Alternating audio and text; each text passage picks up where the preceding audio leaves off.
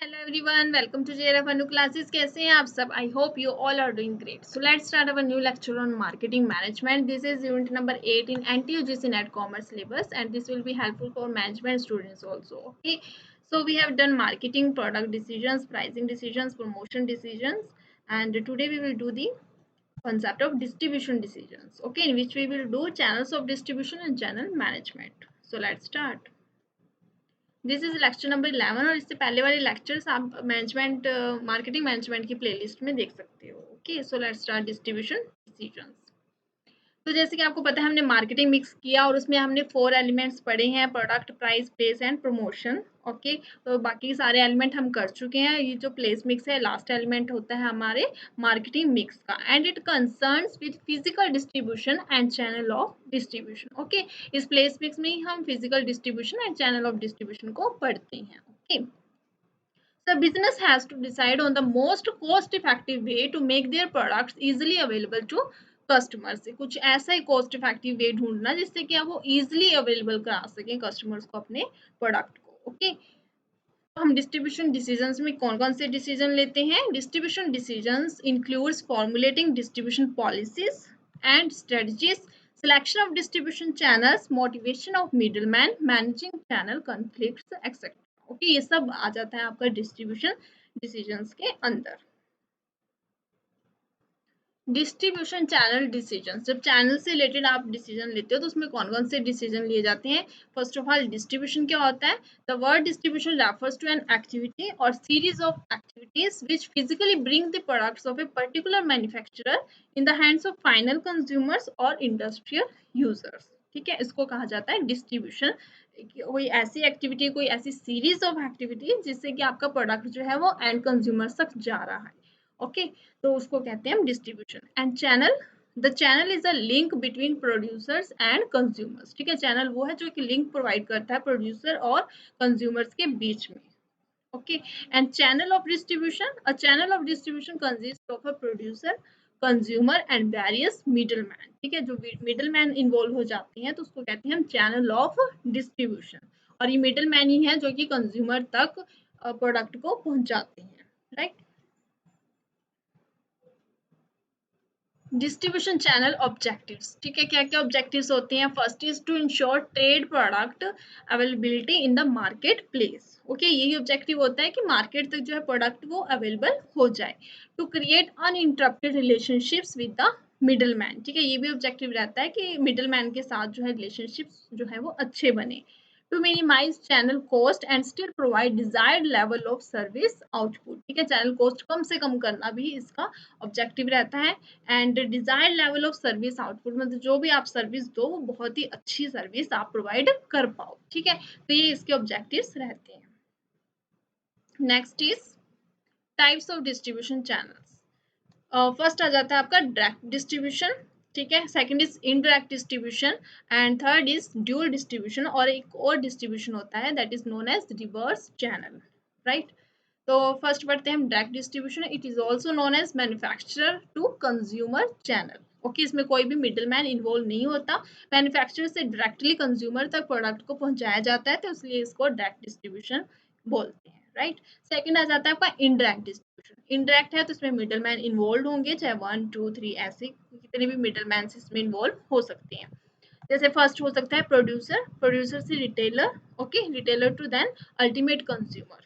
Okay, तो ये producer to retailer to ultimate consumer channel हो गया जिसमें कि एक मिडल मैन इन्वॉल्व है, रिटेलर.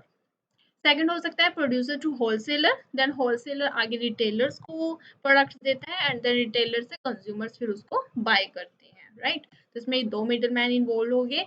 देन आता है आपका थर्ड प्रोड्यूसर टू एजेंट. ठीक है, प्रोड्यूसर क्या करते हैं, एजेंट को अपॉइंट कर लेते हैं कुछ कमीशन बेस पे, फिर वो एजेंट आगे होलसेलर को दे सकता है या फिर रिटेलर को प्रोडक्ट दे सकता है, फिर वो आगे सेल करते हैं कंज्यूमर्स को. ओके, तो ये 3 लेवल्स हो गए. इसमें एजेंट भी है, होलसेलर है, रिटेलर है.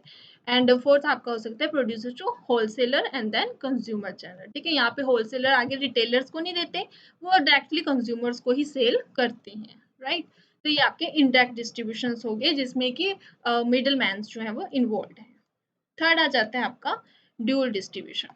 ड्यूल डिस्ट्रीब्यूशन में क्या होता है, using two or more distribution channels to attract the same target market or different target markets. ठीक है, इसमें आप ये दो या दो से ज्यादा कोई डिस्ट्रीब्यूशन चैनल आप इसमें यूज कर सकते हो, कोई एक ही यूज ना करके दो या दो से ज्यादा आप डिस्ट्रीब्यूशन चैनल का यूज करते हो, या तो वो सेम टारगेट मार्केट में आप यूज कर सकते हो, ठीक है, या फिर आप डिफरेंट डिफरेंट टारगेट मार्केट्स के लिए डिफरेंट डिफरेंट डिस्ट्रीब्यूशन चैनल जो आप वो यूज करते हो। ठीक है, तो इसको कहते हैं ड्यूल डिस्ट्रीब्यूशन।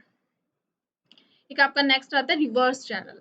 ठीक है, नॉर्मल चैनल फ्लो कैसे होता है कि कंपनी से मिडिल मैन पे गया प्रोडक्ट, देन मिडिल मैन से बायर के पास जाता है। लेकिन रिवर्स फ्लो चैनल में क्या होता है, कस्टमर से मिडिल मैन पे जाता है, देन मिडिल मैन से बायर पर जाता है। ठीक है, रिवर्स हो रहा है यहाँ पे, कस्टमर कोई चीज अपनी प्रोडक्ट कुछ भी अपनी थिंग्स जो है वो सेल कर रहा है, ठीक है, अपना प्रोडक्ट सेल कर रहा है, तो वो मिडिल मैन को देता है, इन्वॉल्व करता है, और मिडिल मैन से फिर वो बायर जो है वो बाय कर लेता है। और ये जो बायर होता है कैन बी कंपनी और अनदर इंडिविजुअल कंज्यूमर, ये हो सकता है, तो उसको हम रिवर्स चैनल बोल देते हैं। ठीक है, कि जरूरी नहीं है कि मैन्युफैक्चरर से ही प्रोडक्ट कस्टमर तक जा रहा है यही एक चैनल हो सकता है, बल्कि कस्टमर से भी आगे प्रोडक्ट जा सकता है। ठीक है, किसी दूसरे बायर को, वो कंपनी हो सकती है या फिर अनदर इंडिविजुअल कंज्यूमर हो सकता है, राइट। तो ये थे आपके चैनल्स डिस्ट्रीब्यूशन के। नेक्स्ट आ जाता है distribution strategy.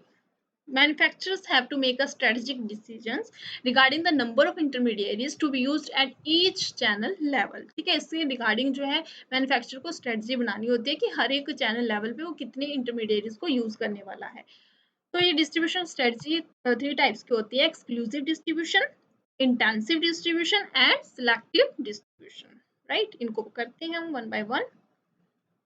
Three alternative strategies are: first is exclusive distribution. Okay, in this strategy, the firm distributes its brand through just one or two major outlets in the market, who exclusively deal in it and not all competing brands। ठीक है, सिर्फ एक ही type के brand में जो है ये exclusive जो होते हैं आपकी मार्केट, वो सिर्फ एक ही ब्रांड में डील करती है, राइट। और ये या तो सिर्फ वन हो सकता है या फिर टू मेजर आउटलेट इसके एक्सक्लूसिव में हो सकते हैं, इससे ज्यादा नहीं होंगे।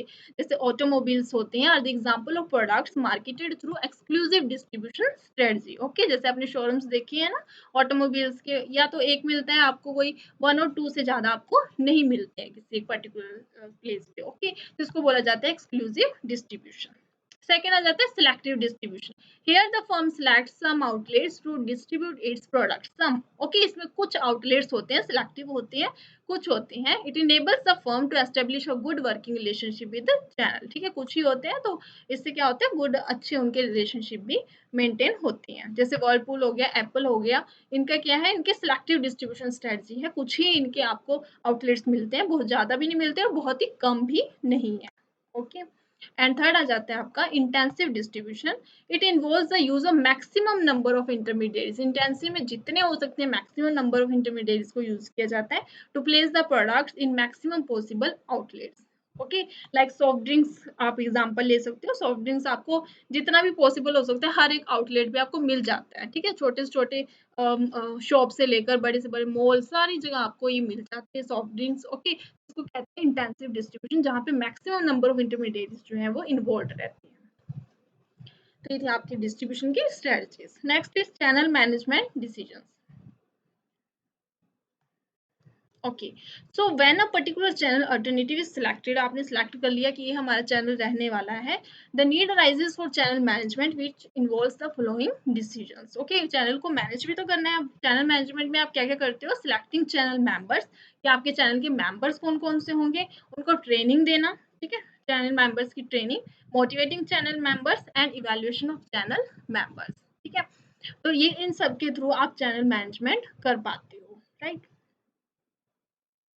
And fifth is modifying channel arrangement. अगर आपको लगता है कि उस चैनल में कुछ आपने मॉडिफाई करना है, तो आप क्या करते हो, मॉडिफाई भी करते हो उन चैनल अरेंजमेंट्स को, right.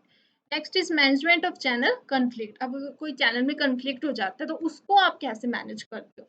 So there is a presence of conflict in some form or degree in all organizations. When actions of one channel member do not allow a channel to achieve its goals, channel conflict is said to have started. Okay, तो किस किस type के conflict होते हैं। First is vertical conflict, when within the same channel। Vertical conflict कब होता है, जब सेम चैनल के अंदर है वो conflict हो रहा है। Okay, there is conflict between different levels। एक ही चैनल आपने यूज किया है और उसके अंदर जो डिफरेंट लेवल्स पे वो कॉन्फ्लिक्ट हो रहा है, ओके, उसको बोलते हैं vertical channel, vertical channel conflict.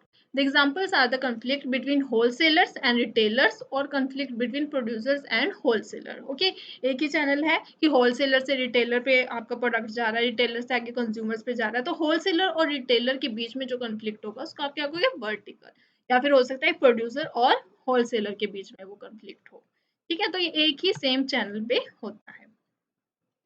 Next आता है आपका हॉरिजॉन्टल चैनल कॉन्फ्लिक्ट। हॉरिजॉन्टल कब होगा, it refers to conflict between channel members functioning at the same level within the channel. For example the conflict between various wholesalers और retailers, ठीक है, अगर wholesalers के बीच में ही कॉन्फ्लिक्ट हो गया तो वो एक ही लेवल के है ना, ठीक है, एक ही चैनल के अंदर वो सेम लेवल पे हैं, होलसेलर्स के बीच में ही हो रहा है या फिर रिटेलर्स के बीच में ही कॉन्फ्लिक्ट हो रहा है, तो उसको कहते हैं horizontal channel conflict. And multi channel conflict when two or more channels are selected to sell to the same market. Same market के लिए आपने दो या दो से ज्यादा चैनल्स आपने सिलेक्ट कर लिए, देन क्या होगा, मल्टी चैनल कॉन्फ्लिक्ट्स होगा। Okay, sometimes members of one channel are treated better as compared to the members of another channel because of more quantity of purchases made by them. तो इस base पे वहां पे conflict हो जाता है कि एक चैनल जो है वो ज्यादा सेल कर रहा है, ओके, वो ज्यादा परचेज कर रहा है, क्वांटिटी फिर आगे वो ज्यादा सेल कर रहा है, और एक चैनल जो है वो कम परचेज कर रहा है और कम ही सेल कर रहा है, तो उससे क्या होता है, मल्टी चैनल कंफ्लिक्ट जो है आपस में उनका हो जाता है, right. So next is effective conflict management. आप कैसे कॉन्फ्लिक्ट मैनेजमेंट को कैसे इफेक्टिव कर सकते हो, कैसे दूर कर सकते हो ये सारे के सारे conflicts. So there will be two approaches for managing channel conflict, preventive measures and curative measures. Okay, preventive measures में आप क्या करते हो, the marketers try to create an environment where dysfunctional conflicts do not take place, ठीक है, preventive में तो ऐसा आपको इन्वायरमेंट ही क्रिएट कर देते हो कि जहाँ पे ऐसे कॉन्फ्लिक्ट्स ना हो, और क्यूरेटिव में अगर हो जाता है ऐसा कॉन्फ्लिक्ट तो आप उसको दूर करने के लिए बहुत सारे जो है सॉल्यूशंस अपनाते हो। ओके, कौन कौन से आ जाते हैं, let's see. Such preventive and curative mechanism for effective conflict management और एज अंडर कौन कौन से हो सकते हैं। First is establishing common goals. Okay, कि एक जैसे आप गोल्स रखिए, ठीक है, सबको बताइए, जो भी आपके चैनल मेंबर्स हैं उन सबके सामने आप अपने गोल्स को रखिए, okay, in the form of survival, market share, customer satisfaction, इस तरह के डिफरेंट गोल्स हो सकते हैं, तो आपको उसको एस्टेब्लिश करना है, कॉमन गोल आपको रखना है, ओके, तो जिसके कारण कॉन्फ्लिक्ट जो है कोई होगा ही नहीं। Second आ जाता है exchanging persons between two or more channel levels. When the persons are exchanged between two or more channel levels, the cooperation and coordination take place. Okay, आपस में आपको persons को exchange करते रहना चाहिए channels के अंदर, तो तब भी conflicts जो है वो बहुत ही कम हो जाते हैं। नेक्स्ट आ जाता है cooptation. Sometimes one organisation includes the leaders of another organisation in advisory board, ठीक है, एक ऑर्गेनाइजेशन क्या करती है, जो दूसरे ऑर्गेनाइजेशन है उनके लीडर्स को जो है इंक्लूड कर लेती है अपने एडवाइजरी बोर्ड में, ठीक है, या फिर बोर्ड ऑफ डायरेक्टर्स में इंक्लूड कर लेती है।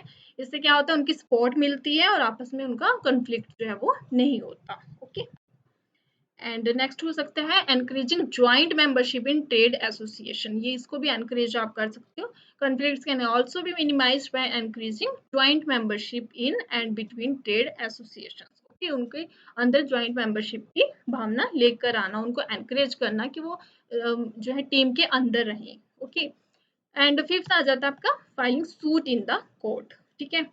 When all the above mentioned conflict management mechanisms fail, a lawsuit can be filed, which is the last solution। फिर आप जो है कानून की तरफ जा सकते हो, ठीक है, और सूट फाइल कर सकते हो, तो ये भी एक सोल्यूशन हो सकता है, राइट। तो इस तरह से आप कॉन्फ्लिक्ट मैनेजमेंट कर पाते हो। Okay, so thank you guys, ये था आज के लिए डिस्ट्रीब्यूशन डिसीजन से related concept. Okay, so please like, share and subscribe to my channel and click the bell icon to get new video updates. Thank you so much. Keep learning. Happy learning. Thank you.